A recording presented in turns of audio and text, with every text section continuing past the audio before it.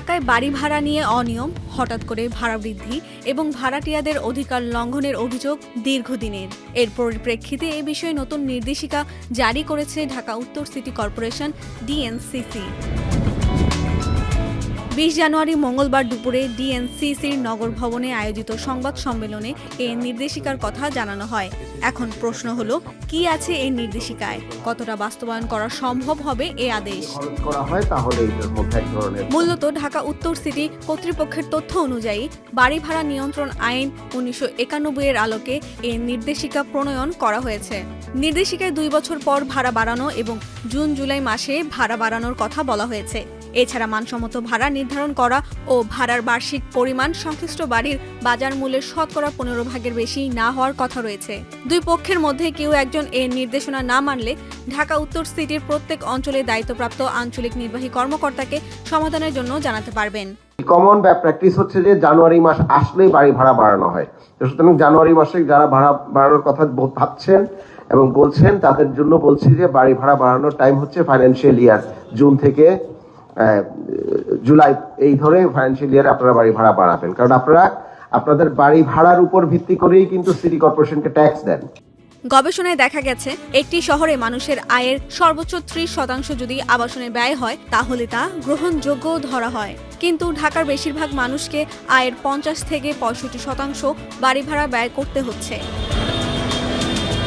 ডিএনসিসির নির্দেশনায় বলা হয়েছে, মানসম্মত ভাড়া কার্যকর হওয়ার পর তা অন্তত 2 বছর কার্যকর থাকবে এবং ভাড়া বৃদ্ধির সময় হবে শুধুমাত্র জুন জুলাই মাসে। 2 বছর পরও ভাড়া পরিবর্তন করতে হলে বাড়িওয়ালা ও ভাড়াটিয়ার মধ্যে দ্বিপাক্ষীয় আলোচনার মাধ্যমে তা নির্ধারণ করতে হবে। বার্ষিক ভাড়ার পরিমাণ সংশ্লিষ্ট বাড়ির বাজার মূল্যের 15% বেশি হতে পারবে না।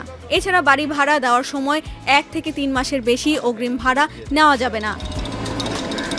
কোনো বাড়িওয়ালা চাইলেই 10টার সময় দরজা বন্ধ করে দিবেন বলে যে নিরাপত্তার যেই ম্যানেজমেন্ট আমরা এখন প্র্যাকটিস দেখি, সেখানে মাথায় রাখতে হবে যে যিনি বাসা ভাড়া নিয়েছেন তার বাসায় যে কোনো সময় প্রয়োজন এবং জরুরত পড়তে পারে।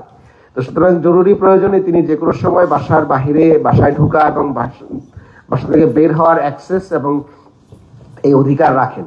একই সাথে সাথে বাসার নিরাপত্তাটাও যেন নিশ্চিত করা যায়, সেই ক্ষেত্রে ভাড়াটিয়া বাড়িওয়ালা আলাপ করে এই সিদ্ধান্তগুলো নিয়ে নেবেন। ভাড়াটিয়াদের নিরাপত্তার বিষয়টি গুরুত্ব দিয়ে বলা হয়েছে, অগ্নিকাণ্ড, ভূমিকম্প সহ বিভিন্ন দুর্যোগের ঝুঁকি বিবেচনায় প্রতিটি ভাড়াটিয়াকে ভবনের ছাদ ও মূল গেটের চাবি শর্ত সাপেক্ষে দিতে হবে। একই সঙ্গে বাড়ির সার্বিক নিরাপত্তা নিশ্চিত করতে বাড়িওয়ালা কোনো পদক্ষেপ নিতে চাইলে তা আগে ভাড়াটিয়াকে জানাতে হবে এবং মতামত নিতে হবে। নির্দেশিকায় আরও বলা হয়, বাড়ির গ্যাস, বিদ্যুৎ, পানি, নিয়মিত বর্জ্য সংগ্রহ সহ সব ইউটিলিটি সেবা নিরবিচ্ছিন্নভাবে নিশ্চিত করতে হবে। কোনো সমস্যা দেখা দিলে ভাড়াটিয়া বাড়িওয়ালাকে জানাবেন এবং বাড়িওয়ালাও দ্রুত সমাধান করবেন।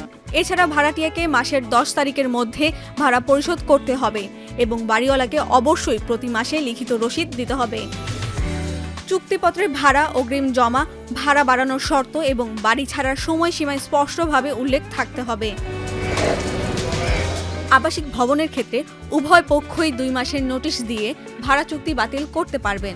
ভাড়া সংক্রান্ত যে কোনো বিরোধ নিষ্পত্তির জন্য ওয়ার্ড ও জোন ভিত্তিক বাড়িওয়ালা সমিতি ও ভাড়াটিয়া সমিতি গঠনের নির্দেশ দেওয়া হয়েছে। প্রাথমিকভাবে হয়তোবা ইনফরমেশন ডিসেমিনেশনে কিছু সময় লাগতে পারে, সেটা আমরা মাথায় রেখেই আমরা এই কাজটি করছি। বাট আমরা আশা করি গ্র্যাজুয়ালি, যেহেতু এটা ডিজিটাল একটা ফটোকার্ড করা যাবে, ডিজিটাল ব্যানার করা যাবে, সেগুলোর মাধ্যমে আমরা এবং আমাদের গণমাধ্যমের বন্ধুদের মাধ্যমে আমরা এই মেসেজগুলো আমরা শহরের সব জায়গায় আমরা এগুলো দিতে চাই।